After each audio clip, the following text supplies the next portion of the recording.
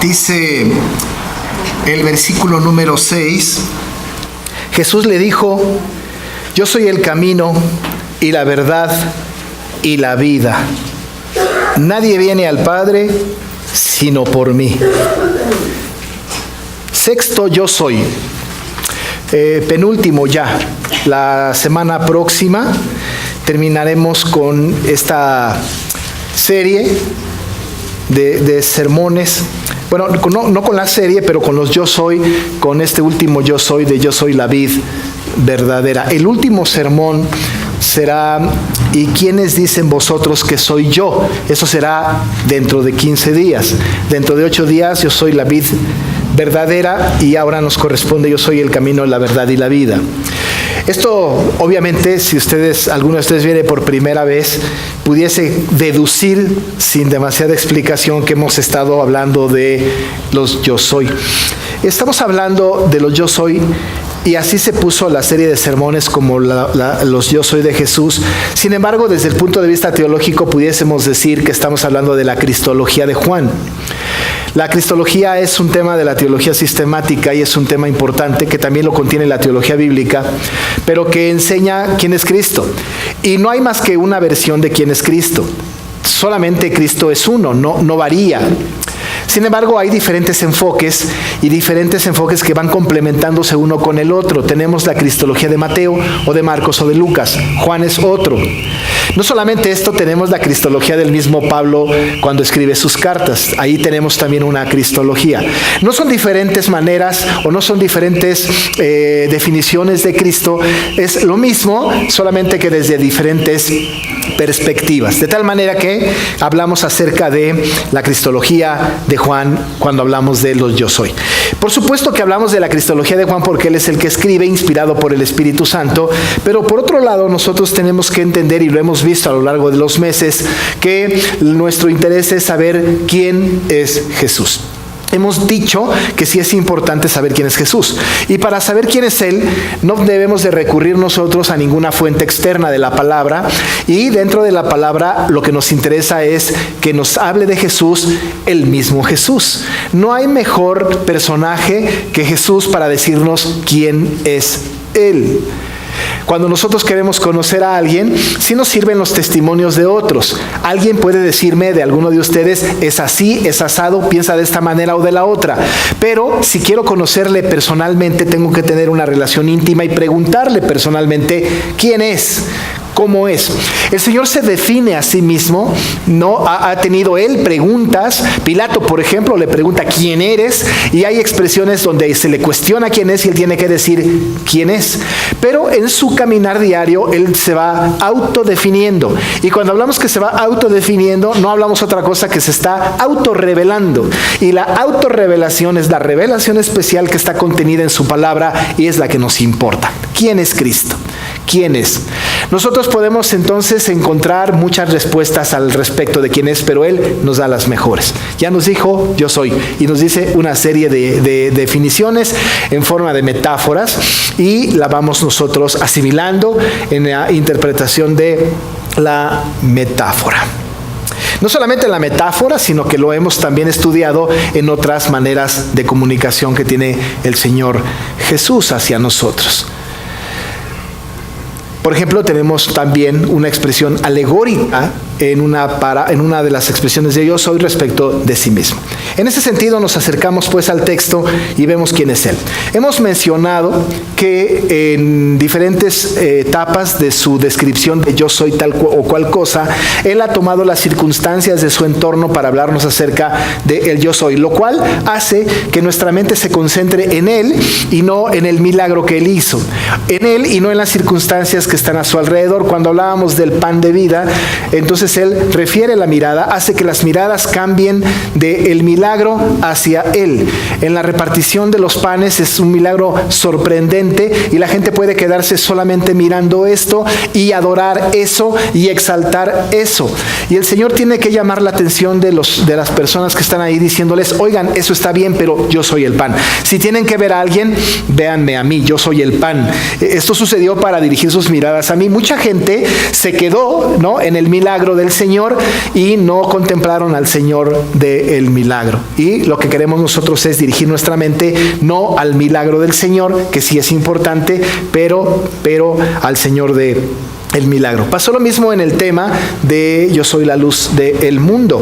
En el tema de yo soy la luz del mundo, el Señor Jesucristo estaba para devolverle la vista a un ciego y la devolvió la vista al ciego y él dijo, oigan, sí está bien, yo ya hice ese milagro, contemplen el milagro, pero yo soy la luz, yo soy la luz. Incluso les dijo, en tanto estoy en el mundo, luz soy del mundo. Así que la mirada tiene que ser puesta en Jesús. No solamente entonces define quién es, sino establece un principio de véanme a mí.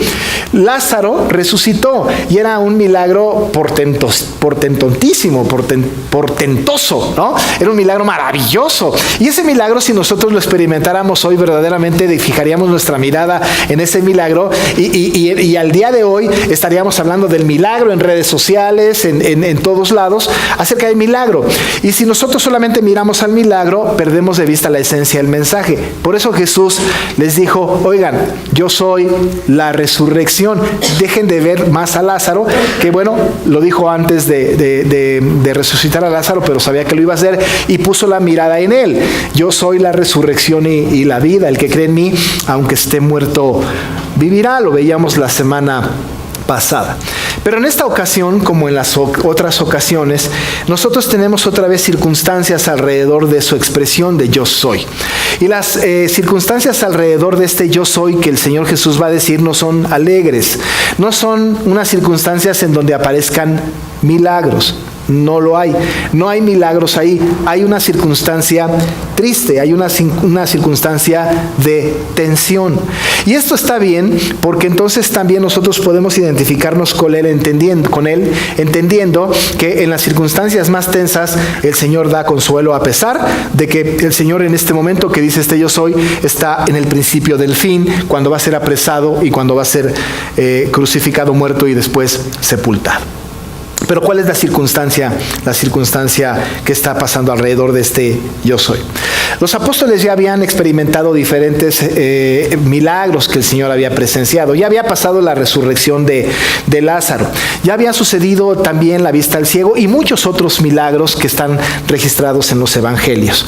Incluso al final del tiempo, cuando el Señor Jesús está solo ya, casi solo para ser entregado, el Señor lava los pies de sus discípulos y esto es el contexto un poco inmediato anterior de lo que está sucediendo en este momento. Pero el Señor llama a sus apóstoles para que tomen la Santa Cena con Él, la última Pascua, y los lleva con Él. En ese momento de intimidad, en ese momento de solamente ellos, de ellos con su Señor, ellos con este maravilloso Señor Jesús, estando todos sentados alrededor, estando todos pues alrededor de Jesús, empieza a haber unas circunstancias difíciles para los apóstoles. ¿Cuáles fueron esas circunstancias difíciles? Las circunstancias difíciles fue que el Señor va a provocar una tensión entre ellos, una tensión muy fuerte, una tensión que iba a llamar la atención de todos los apóstoles. ¿En qué consistió la tensión? Estando ahí, el Señor de repente dijo, uno de ustedes me va a entregar. Y por supuesto nosotros conocemos la historia por el evangelista Juan, pero también por todos los otros evangelistas. Y sabemos nosotros que quien mojaba el pan en su plato, ¿no? Este era el que le iba a traicionar. Pero en medio de toda esta circunstancia, nada más quiero que nosotros imaginemos un poco la escena. Están los apóstoles sentados, están ahí con el Señor Jesús. Y el Señor Jesús de repente dice, uno de ustedes me va a traicionar. Rompe un poco el ánimo de la última Pascua que el Señor va a comer con ellos. Rompe un poco el ánimo, el entusiasmo que generaba la Pascua, que era un momento alegre. Tenía su parte triste porque se recordaba la salida de Egipto del pueblo de Israel y cómo el Señor les alimentó y les preservó en el desierto, pero era más festivo. En medio de una situación festiva y de una ceremonia seria con una gran cantidad de rituales muy importantes que los judíos tenían como costumbre y que Jesús no rompió, de De repente, en una fiesta de esta naturaleza, el Señor dice, uno de ustedes me va a entregar. Imagínese usted que está en casa con toda la familia en una fiesta preciosa y de repente sale el dueño de la casa diciéndole, uno de ustedes me va a traicionar. Eso sería bastante difícil. El asunto no se pone fácil. Allá, a partir de este momento, hay una tensión ya, inmediata, de inmediato. Me parece que los apóstoles demudaron su rostro y empezaron a verse unos a otros. Y lo más interesante es que cada uno de ellos pensó para sí que eran capaces de hacer lo que el Señor estaba diciendo que iba a pasar. Tanto así que incluso volteaban a verse unos a otros y decían al Señor, ¿seré yo? Porque cada uno de ellos sabía que eran capaces de traicionar a su Señor. De tal forma que él tiene que decir, no piensen más así, es el que moja su pan conmigo en mi sopa. Así que entonces hay una tensión muy fuerte. Por supuesto se refería a Judas que le iba a traicionar. Jesús sabía que era Judas. Judas sabía que era Judas. Incluso el Señor le tiene que decir, vete pronto y haz lo que tienes que hacer. Se generó una tensión muy seria y el corazón de los apóstoles latía con gran intensidad. Cuando de repente pasó la circunstancia antes de la negación de Pedro, o del anuncio de la negación de Pedro, cuando el Señor les dijo, oigan, ámense unos a otros. Y entonces dijo, en el mundo sabrán que son mis discípulos si tuvierais amor los unos con los otros. Otro momento de tensión, porque el Señor sabía que entre ellos quizá había algunas diferencias y que la tarea tenía que ver con ámense. Y los apóstoles seguramente pensaron, el Señor sabe que no nos amamos como nos deberíamos de amar. Después de esto, la tensión sigue en crecimiento y entonces llega el momento en el que el Señor anuncia la negación de Pedro. Allí en el versículo 36 del capítulo 13, dice que le dijo Simón Pedro, Señor, ¿a dónde vas? Jesús le respondió, a donde yo voy, no me puedes seguir ahora, mas me seguirás después. Le dijo Pedro, Señor, ¿por qué no te puedo seguir ahora? Mi vida pondré por ti, dijo Pedro. Y Jesús le respondió, ¿tu vida pondrás por mí? De cierto te digo, no cantará el gallo sin que me hayas negado 3 veces. Otro momento fuerte de tensión. La tensión pues empezó a incrementarse y la situación empezó a ser cada día el ambiente más denso. Ya se había anunciado la traición de Judas, ya se había desnudado el corazón de los apóstoles, el Señor sabía que había un problema de amor entre ellos quizá, y por otro lado estaba anunciando que no iba a cantar el gallo sin que Pedro le negara 3 veces. Voz profética, por cierto. El Señor sabía que esto iba a suceder porque lo iba a permitir. El momento era tremendo. Podemos imaginar un poco la escena de los apóstoles alrededor viéndose uno a otro diciendo, me toca a mí. Algo va a decir de mí. Seguro va a decir algo que yo... Y el momento era muy difícil. Porque el Señor, en estos episodios, podemos notar que el Señor conoce no solamente la apariencia de sus apóstoles y de sus discípulos, pero conoce el corazón y la intención de cada corazón. Cosa que ahora no ha cambiado en absoluto. El Señor nos conoce a nosotros perfectamente bien. No solo nuestra apariencia, sino conoce nuestro corazón, nuestra mente, nuestra intención. Y sabe lo que usted va a hacer mañana o al rato o en una semana o en un mes. ¿Se imagina esto? Nosotros estaríamos temblando de miedo delante del Señor sabiendo que Él sabe lo que vamos a hacer y que Él puede ser capaz de acusarnos y decirnos antes de que suceda, me vas a traicionar, me vas a negar o vas a hacer tal o cual cosa. El momento en aquel tiempo era muy tenso. Pero encima de toda la circunstancia tensa, ya la persecución hacia Jesucristo se estaba recrudeciendo, ya los fariseos y las autoridades estaban casi encima de Él. El Señor sabía que muy pocos días faltaban para ser crucificado y con todo y que Él sabía que iba a morir, con todo y esto está enfrentando a los apóstoles en una situación de gran tensión. En medio de todo esto, cuando el Señor estaba anunciando la gran tensión, entonces empieza este maravilloso capítulo 14. No podemos entrar al capítulo 14 sin entender la tensión que se generó al final del capítulo 13. Y vemos a un Señor amoroso, no vengativo. Vemos a un Señor que está preocupado por sus discípulos. Y les dice la expresión que nos encantaría escuchar de parte de Él y que al leerla casi la escuchamos. No se turbe vuestro corazón. Pero Señor, no se turbe nuestro corazón, pues si lo acabas de hacer pedazos nuestro corazón. Está turbadísimo nuestro corazón. ¿Cómo no? Anunciaste que Judas te va a traicionar. Anunciaste que Pedro te va a negar. ¿Cómo no se va a turbar nuestro corazón? Está turbadísimo nuestro corazón. No dice la Biblia, no se turbe a partir de ahora, sino no se siga turbando. El verbo en el idioma original tiene esta implicación. No se siga turbando, dejen de angustiarse, que ya no haya turbación en su corazón. No lo haya, que no se turbe vuestro corazón. Es una manera preciosa que tenemos de parte del Señor de que en medio de las tribulaciones más fuertes, el Señor a sus hijos les dice, oigan, que no se siga turbando su corazón. Él provocó, pudiésemos decir de alguna manera, esta turbación, pero ahora Él mismo está dando el remedio y les está diciendo, tranquilos, que no se turbe su corazón.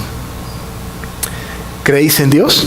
Dice Él, creed también en mí. Lo que está diciendo el Señor Jesucristo es, yo soy Dios. El que me ha visto a mí, ha visto al Padre. Lo hemos repetido muchas veces. Si ustedes creen en Dios, crean en mí. Y quizá lo podemos poner desde la otra perspectiva. Si han creído en mí, están creyendo en Dios. No podemos departamentalizarlo. Una persona no puede creer en Jesús y aparte creer en Dios. Déjeme decirle que al creer en Jesús, estamos creyendo en Dios porque Jesús es Dios. No puede ser de manera diferente. Alguien no nos puede decir, sí crees en Cristo, sí, pero no has creído en Dios. Pero por supuesto que sí, porque si creo en Cristo, estoy creyendo en Dios. Y Jesús les está diciendo esto a sus apóstoles, no se turbe su corazón. ¿Creéis en Dios?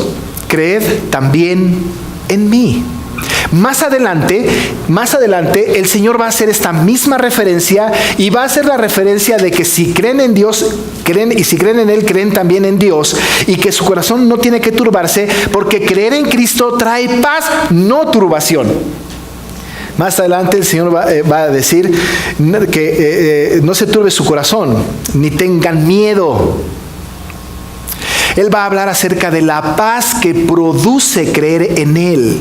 Les dice, mi paz os dejo, mi paz os doy. Yo no la doy como el mundo la da. No se turbe vuestro corazón, ni tenga miedo. Yo soy Dios. Y aquellos que estaban muy turbados, el Señor les tiene que traer paz y les dice, si creen en Dios, entonces crean también en mí. Y luego les da una promesa. Puede haber una gran turbación, puede haber una gran tragedia, puede haber un gran conflicto. Pero entonces dice, en la casa de mi Padre muchas moradas hay. Si así no fuera, yo os lo hubiera dicho. Voy pues a preparar lugar para vosotros. Oigan, no se turbe su corazón y tenga miedo. No se preocupen. Si creen en Dios, crean también en mí. Y si creen en mí, déjenme garantizarles que en la casa de mi Padre muchas moradas hay. Y no tiene que ver con muchos departamentos, sino es una manera de expresión de decir, ahí cabe todos mis elegidos. Muchas moradas tiene que ver con que todos cabemos y cómodamente. En la escatología reformada, que es la escatología que a nosotros nos convence como la bíblica, ¿no? Sabemos que habrá moradas en el cielo. Sabemos que tendremos una casa en el cielo. No sabemos si la casa que tendremos en el cielo será de ladrillo o será de lo que sea, piedra, de madera, de tabla roca. No tenemos idea de cómo será la casa en el cielo, pero será una casa celestial, será una habitación preciosa. Incluso en la Biblia el testimonio que se habla de la morada es de lugares celestiales, mansiones, castillos, maravillosa estancia. Y el Señor está diciendo, en la casa de mi Padre muchas moradas hay. Y no es porque hay un departamento para cada quien, sino porque todos cabremos ahí. Tampoco no hay una implicación de que estaremos juntos todos, compartiendo un baño. No. Habrá lugar para todos nosotros.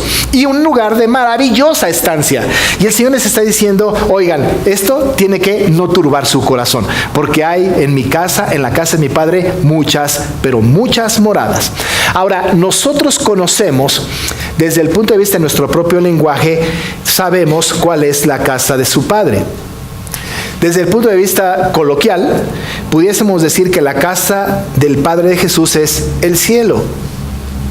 Así le llamamos, el cielo. Nosotros los creyentes también tenemos este lenguaje, ¿no es cierto? El cielo.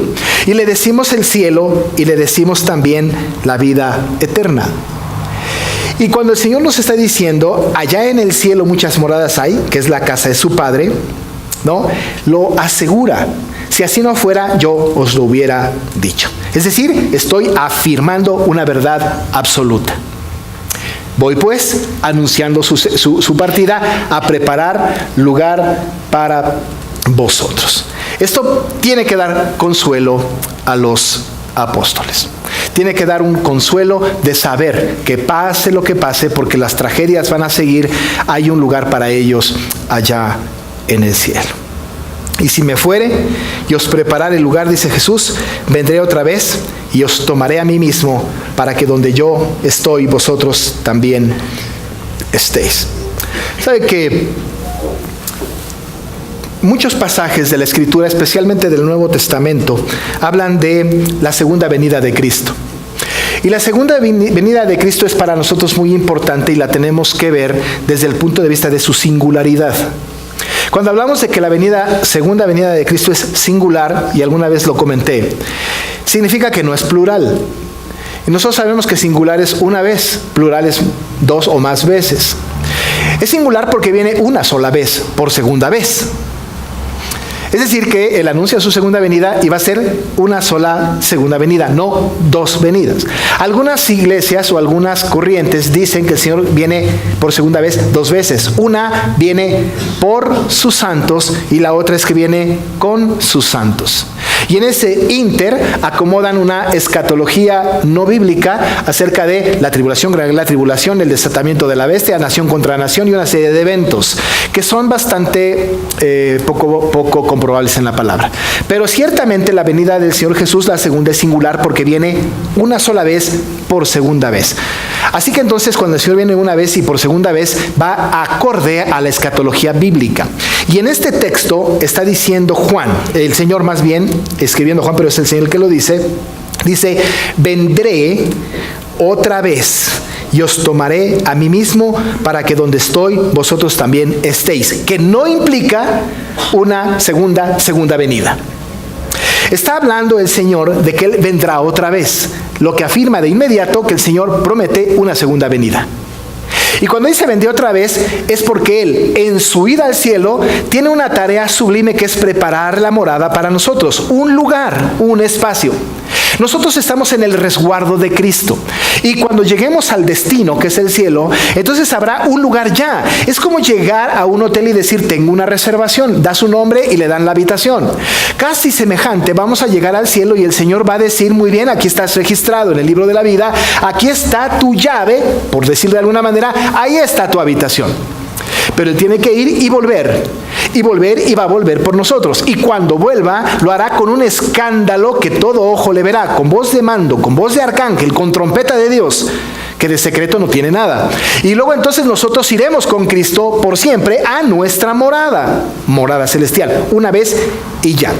Dice el Señor, vendré otra vez, les tomaré a mí mismo, para que donde yo estoy, vosotros también estéis. Lo que implica que seremos vecinos de Cristo. Así que la esperanza del creyente, de los apóstoles, tiene que ser una esperanza que supere su corazón atribulado o turbado. La esperanza siempre tiene que estar por encima de un corazón atribulado. Algunos creyentes se quedan con los corazones atribulados. Tengo problemas, tengo tribulaciones, se regodean en medio de su tribulación y de su angustia. Se regodean en su turbación, están angustiadísimos. Pero la esperanza debe superar las circunstancias. La esperanza de estar con el Señor por siempre debe superar el problema. Nosotros juzgaríamos mucho a Judas o a Pedro. Pero si tendríamos que juzgar a Judas y a Pedro, casi tendríamos que hacer lo mismo con Tomás y con Felipe. ¿Por qué? Fíjense que cuando hablamos de la casa de mi Padre, estamos hablando del cielo, como hemos dicho. Pero déjeme decirle que el cielo es el destino. Conocemos el destino, está escrito aquí. La casa de mi Padre. Sabemos el destino. Pero Tomás, el que duda de todo, ¿sabe o no sabe de lo que está hablando Cristo? Porque Tomás dijo: Señor, no sabemos a dónde vas. ¿Cómo pues podemos saber el camino? Ahora déjeme establecer una analogía con nuestro tiempo. Conocemos el destino, que es el cielo, pero ¿cuál es el camino? Es como si yo les dijera: hermanos, la próxima semana nuestro culto va a ser en Motul. Allá nos vemos. Ahora, ustedes conocen el destino. Igual alguno conoce el camino, pero otro no. Me van a preguntar: ¿y cómo se llega ahí? Ahí es necesario saber el camino. Déjeme decirle que el camino es absolutamente necesario para llegar al destino. Si no conozco el camino, por mucho que tenga identificado el destino, nunca voy a llegar. Debo de conocer el camino para llegar al destino. A veces cometemos errores teológicos sin querer.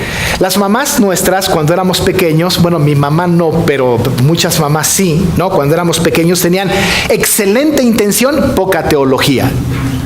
Porque le dijeron a los hijos: si te portas bien, te vas a ir al cielo. Buena intención, pésima teología. Porque no es cierto que por portarse bien, alguien se va al cielo. La mamá conocía el destino, pero era ignorante del camino. Claro que hay un destino, que es el cielo. He participado, amados hermanos, en más de 200 o 300 funerales en los últimos 10 años. Y llama mi atención que he ido a funerales de creyentes y de no creyentes. Pero el que no es creyente piensa que el ser que murió, aunque no sea creyente, se va al cielo. Dicen cosas como: qué bueno que ya se murió, se va a ir al cielo con Diosito. Conocen el destino, pero han errado en el camino. El destino está claro. En la casa de mi Padre muchas moradas hay. Es el cielo. El camino lo tenemos, el destino lo tenemos contempladísimo. Pero aquí el problema es cómo se llega. Y no podemos nosotros caer en la filosofía de los antiguos diciendo que todos los caminos conducen a Roma. No es cierto que todas las fes conducen al cielo. No es cierto que todas las religiones van al cielo. No es cierto que todas las filosofías llevan al cielo. No es verdad. La Biblia es categórica. El destino es el cielo, pero el camino es uno solo. Y ese camino uno solo tiene que ser uno y solamente uno. En este mundo de ecumenismo total, en este mundo de confusión tal, tenemos una gran oferta de caminos equivocados. En el mundo cristiano, esta semana hubo un evento en la Ciudad de México, en el centro, de un grupo de personas que iban con playeras rojas y que tenían ahí un número como 1,000,000. Bien intencionados, pero equivocando la definición del camino. ¿Qué pasa con nosotros? ¿Qué pasa con la iglesia de hoy? ¿Nosotros somos quienes ofrecemos el destino nosotros establecemos el camino. Tomás tenía este problema. No podemos saber el camino. Y entonces Jesús, de una manera maravillosa, dice: ¿no saben el camino? Yo se los voy a decir. Yo soy el camino. Ahora déjeme decirle, como una curiosidad gramatical, que quiero que note el artículo determinado. Y desde el punto de vista, pues, de este asunto de la gramática, el artículo determinado, él, es abrumador. Debemos distinguir nosotros entre artículos determinados e indeterminados, ¿no es cierto? Hay indeterminados. Los artículos indeterminados son aquellos como un, una, unas, uno, unos. Y en este un, una, unos, uno es indeterminado porque puede ser este o este. Si Jesús hubiera dicho yo soy un camino, entonces implicaría que hay él y otros. Es indeterminado. Que cada quien decida el camino, al fin y al cabo, todos los caminos conducen al destino. Pero no hizo esto Cristo. Cristo utiliza un artículo determinado, absoluto, que tiene una implicación de ser único. Dijo él: yo soy el camino, no un camino, no represento al camino. Soy el camino, el único camino. Esto, por supuesto, que en aquel tiempo a los apóstoles les tiene que venir bien, porque ellos tienen que saber que la única manera de llegar a la casa del Padre es Cristo, porque es el camino, el único. Y seguramente a aquellos les quedó claro, pero han pasado los años, amado hermano, y hoy día tenemos nosotros tal oferta de caminos que ya no hay un camino. Ahora estamos viviendo en un mundo de relatividad terrible, en la posmodernidad de la iglesia, en donde ahora se ofrecen muchos caminos. Ahora varias organizaciones cristianas se están uniendo ecuménicamente con todos los credos del mundo porque todos vamos al mismo lugar. Esto es pecaminoso, eso no es cristiano, esto es antibíblico. Si usted se junta con un budista, no están siguiendo el mismo camino, aunque los dos conozcan el destino. Si usted se junta y quiere hacer comunión con la Iglesia Católica Romana, están siguiendo dos caminos diferentes. Si nos juntamos con las corrientes y las doctrinas de los asiáticos, estamos compartiendo un camino diferente. Incluso cuando pensamos que nuestras obras nos llevarán al cielo, es un camino errado. Dice Cristo: yo soy el camino, el único camino. No hay otro. No hay más. Tenemos que tener cuidado con esto. No estamos hablando de denominaciones, estamos hablando de una fe certera en un hombre, un Cristo histórico. Jesucristo Dios, el que ha dicho: el que me ha visto a mí ha visto al Padre. El que ha dicho: el Padre y yo uno somos. El que ha dicho: creéis en Dios, también creed en mí. Él es el único camino. Pero no solamente esto, amado hermano, sino que además dice el Señor: también yo soy la verdad. No una verdad, y otra vez el artículo determinado. No soy una verdad entre otras, soy la verdad, la única verdad. ¿Sabe que por eso tenemos que tener mucho cuidado en nuestra iglesia, en nuestras iglesias? Ahora está en juego la verdad. Ahora la relatividad que la iglesia emergente, producto de la posmodernidad, ha traído. Los pastores y líderes liberales nos han traído es que relativizan la verdad. Pero esa es una filosofía del mundo. El mundo nos ha discipulado tan bien que ahora nosotros podemos entender que la verdad es relativa. Y usan expresiones culturales para hablarnos acerca de la relatividad de la verdad. Y decimos que para lo que los japoneses es verdad, para nosotros los occidentales no es verdad. Por lo tanto, si para ellos es verdad y para nosotros no, entonces la verdad es relativa. ¿Depende de qué? Depende de quién la diga, depende de quién la crea. La verdad se ha convertido en un juego en donde se ha cuestionado la veracidad de la verdad. Paradójico, ¿no? Ahora, algunos piensan que si tú tienes una verdad y yo tengo una verdad, entonces respetamos nuestras verdades, sumamos nuestras verdades y entonces nos encaminamos al mismo rumbo. ¿Pero esto es bíblico? No. El cristiano tiene una sola verdad.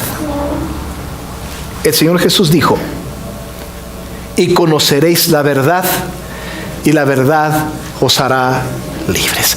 No, una verdad. Conoceréis la verdad. Y aquí, en este pasaje de Juan 14:6 dice: yo soy la verdad. De tal manera que a quien tienen que conocer es a mí. Y conociéndome a mí, serán libres. Porque soy la verdad, soy la única verdad. En la oración sumo sacerdotal del Señor Jesús, allá en el capítulo 17 de Juan, del 14 en adelante, una oración intercesora maravillosa del Señor Jesús para con nosotros, dijo en el 17:17 a su Padre: santifícalos en tu verdad, y luego añadió: tu palabra es verdad. No hay otra verdad. Y quiero decirle que la verdad que nosotros hemos creído que es Cristo es absoluta, no relativa. Junto con el camino, se ha confundido en nuestros tiempos. Mucha gente piensa que somos fanáticos y que cada quien tiene su propia verdad. Y debemos ser tolerantes con eso. Puede ser que sí, pero dentro de la iglesia cristiana se predica y se predicará que la única verdad es Cristo. Y no es negociable. Él es el camino. Él es el único camino. Él es la verdad. Él es la única verdad. Pero por si fuera poco, el Señor dijo también: yo soy la vida. La única vida. En el idioma original hay diferentes maneras de decir vida. Hay una palabra que se utiliza para hablar del hálito de vida, que es neuma, que de ahí viene la palabra nuestra neumático. Pero este neuma también es usado para hablar del Espíritu Santo. Pero a veces neuma se traduce como vida. Pero aquí en este texto, neuman no es la palabra que se utiliza para vida. Hay otra que es psique, que tiene que ver un poco con el alma. Y esta palabra psique, de ahí viene psicología, esta palabra también tiene que ver con esto. Y algunas veces se traduce como vida, pero esta palabra no está aquí. Hay otra palabra que es la vida física para vida, y es bios. De ahí viene la palabra biología, por ejemplo. Pero esta palabra que es vida física no está aquí en este texto. Entonces, ¿qué palabra está aquí en este texto cuando Jesús dice: yo soy también la vida y la vida? La palabra que se utiliza es una palabra que es zoe, que a lo mejor no nos dice mucho, pero ahí está, es zoe, transliterada como Z-O-E, zoe. Esta palabra zoe es la vida eterna, es contraria a la muerte, es cuando se contrasta la muerte con la vida. Zoe es importante porque implica un estado del ser humano que no necesariamente tiene que ver con el alma, que no necesariamente tiene que ver con la vida física y que no necesariamente tiene que ver con el espíritu que mora en nosotros, sino que vida va más allá de esto, trasciende el espíritu, trasciende la vida física, trasciende al alma, porque la vida a la que se está refiriendo Jesús es la vida permanente del creyente cuando vaya al cielo. ¿Se ha puesto a pensar qué va a pasar? Recuerde usted que cuando muramos, morimos, pero volveremos a vivir. Volveremos a vivir con una vida neuma, psique. Volveremos a vivir con una vida bios. En realidad no lo sé, pero de algo estoy seguro. Sí volveremos a vivir con una vida zoe, que ya no habrá muerte, que será permanente, que será eterna. Y Jesús le está diciendo a sus discípulos: soy la única vida, el único que puede otorgar esa clase de vida. No como Dorian Gray, que tiene que vivir su vida completa y con una eterna juventud. No es porque el espíritu sea preservado ni el alma preservada en la dualidad del ser humano, sino de la vida que se está hablando es de la permanente vida con el Señor Jesús, que tiene que ser una vida especial, porque las otras mueren, pero esta vida es eterna, permanente. Y dice Jesús, yo soy la vida. Si alguna persona en el mundo pone su fe en otro que no sea Jesús, vivirá bios, vivirá psique, vivirá neuma, pero no vivirá zoe, porque un día morirá y terminará para él su historia. Pero el creyente que ha depositado su confianza en Cristo vivirá por siempre. Y dice Jesús, yo soy la única vida. Juan 1:4 dice Jesús, dice Juan, en él estaba la vida, la Zoe. Por eso, sin estas tres cosas, nadie, y déjeme decirle, absolutamente nadie viene al Padre, dice Jesús, sino por mí. Nadie. Alguien me preguntó, pastor, ¿algunas personas que están en la Iglesia Católica Romana serán salvas? Yo digo, si estas personas creyeron en Jesús, no permanecerían ahí, saldrían de ahí. No puedo decir si son salvas o no. ¿Alguna persona de alguna otra corriente filosófica o doctrinal, ideológica, que tenga una buena conducta y que tenga una fe ferviente hacia lo que cree, será salva? No. No. Por eso, amados hermanos, para mí es muy difícil ir a un funeral de un no creyente. Porque en un funeral de un no creyente yo no puedo afirmar, no se preocupe, su ser querido está en la presencia del Señor, porque no lo sé. Porque si no siguió a Jesús, si no siguió el camino, no tendrá la Zoe, no tendrá la vida eterna. Por eso, antes de morir, tenemos que reflexionar. Si queremos ir al cielo, a la casa de su Padre, donde hay muchas moradas, la única posibilidad es el único camino, la única verdad y la única vida, que es Cristo. Él lo dijo y así lo creemos. Que el Señor bendiga su palabra. Oramos. Señor, gracias por esta palabra que tú nos das y nos permites analizar y nos permites evaluar. No queremos nosotros de ninguna manera juzgarla, pero queremos aprender de ella. Y después de una turbación tan fuerte, Señor, tú nos dices a la distancia, no se turbe su corazón. Y nuestro corazón no está turbado, Señor. ¿Por qué? Porque nosotros hemos creído en el único camino, la única verdad, la única vida. Sí conocemos, Dios, el destino, tu casa, el cielo, pero también conocemos el camino, Cristo. Ayúdanos a no desviarnos y a no ser confundidos para seguir en este camino maravilloso que nos promete la vida eterna. Gracias, Señor. Te alabamos y te bendecimos en el nombre de Jesús nuestro Salvador. Amén.